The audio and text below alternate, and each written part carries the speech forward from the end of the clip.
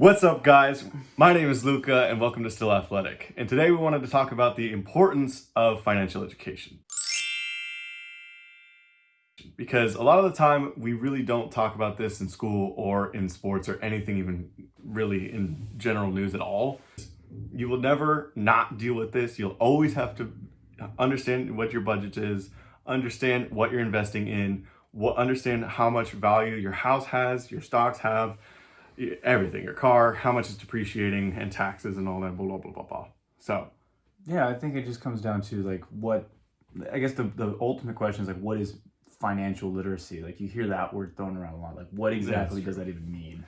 Yeah, that's a good point. I mean, I guess it means different things to different people though, because financial literacy to me basically says like control a lot of the time. Control of like your world kind of thing. Yeah, and that makes sense. Yeah, and that's kind of like why I really like focusing on mental health and financial education. Yeah, because if you have control over your brain and then control over your money, you're gonna have a lot better handle on life. I feel like than anything else. I wouldn't even say it's so much control of your brain. I think it's just being able to just control. I go back to controlling your world because, like if you can be in control with your emotions and like you're able to control your environment, because I know it's kind of like this. You maybe look at the same side of the same coin, or different sides of the same coin, but like when you're talking about mental health, like just being able to be in the present and being able to focus on whatever task it is at hand without becoming like super anxious or thinking about stuff that's 50 years down the road. And I think that comes back to the finance stuff, because it's like, true. Okay, well, I have to start this retirement account right now, because if I don't do it now, I'm going to be,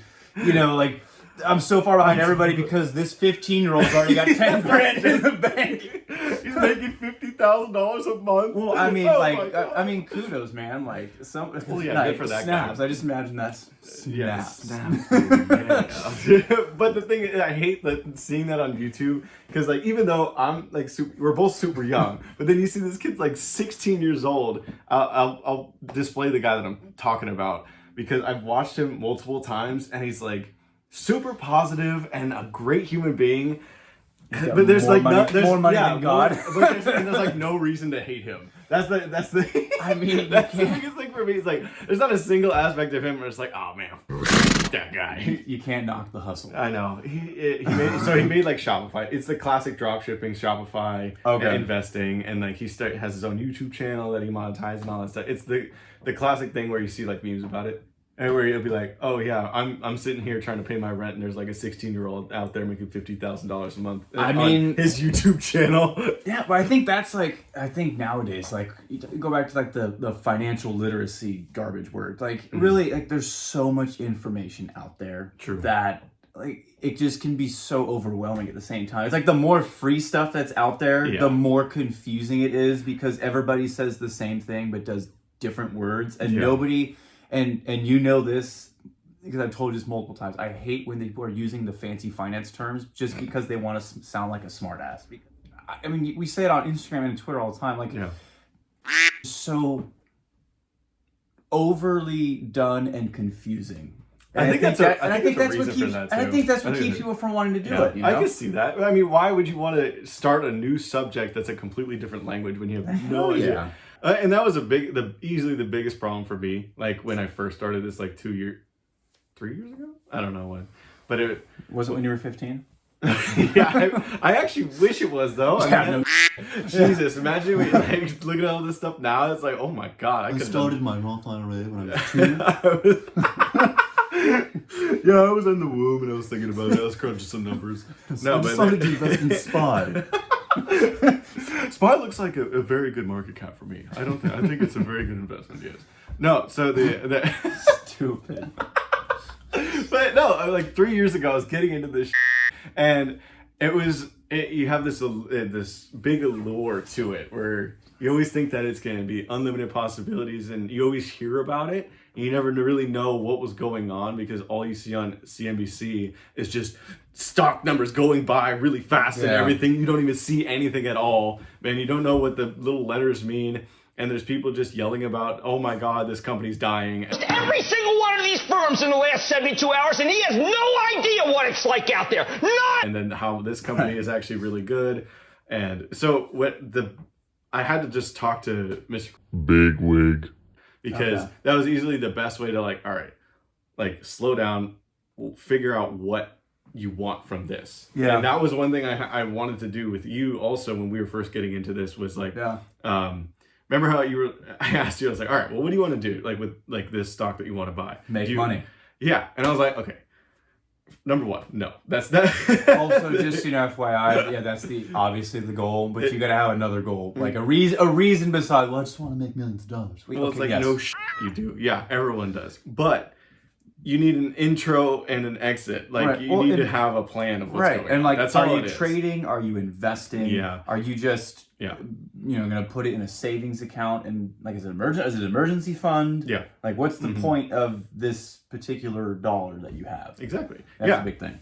And so trying to figure that out was fun, obviously, because the only person I really had that like knew anything like experience wise was Mr. Bigwig. Sure. He was a big like really helpful and just saying like, okay, first of all, slow down.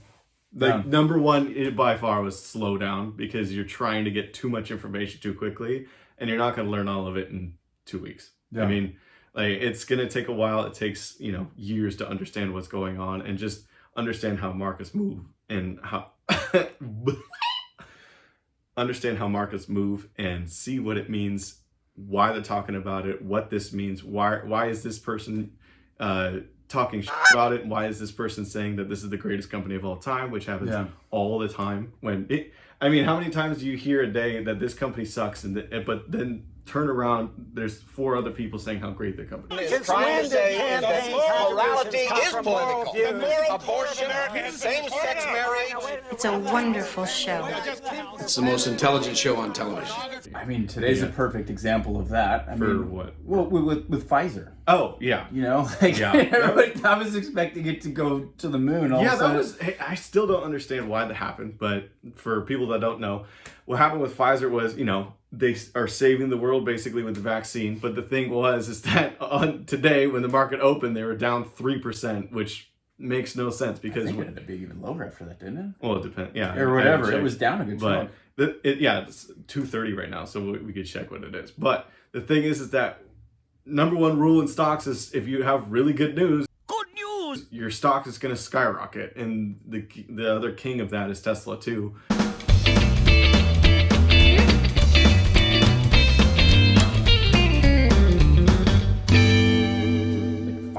And again, finance is this really like arbitrary, fancy, flowery word.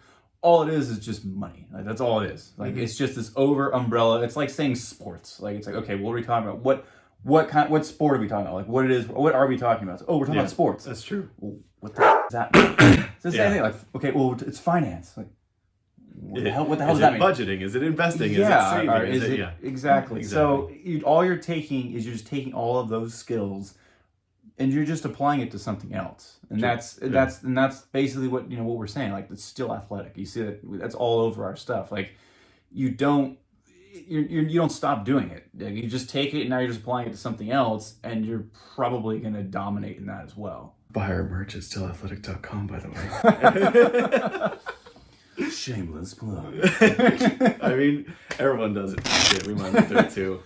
But they are comfy, by the way. I will say. I mean, they're way more comfortable than I was expecting. Yeah, I say that every time. Just shot in the dark. Yeah, we had no idea what we were doing. We were buying this, and we pulled the trigger on one shirt, and the crew necks came out really comfortable. I wear a medium because I like my shirt a little tighter. They do run a little big. Gotta show off that arm a little bit. Okay, dude. But like they do run a little bit on the bigger side, but like they're not going to be like a tight dry fit kind of like. Yeah. But it fits like one of those loose dry fit kind of ones, Like I don't know. Really nice to work out in. Yeah, way better.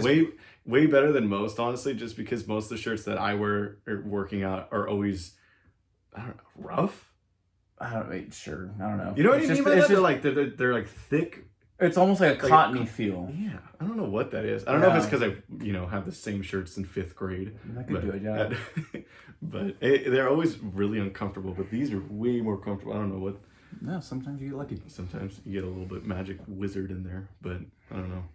But okay. All right. Did we cover everything? Bitches.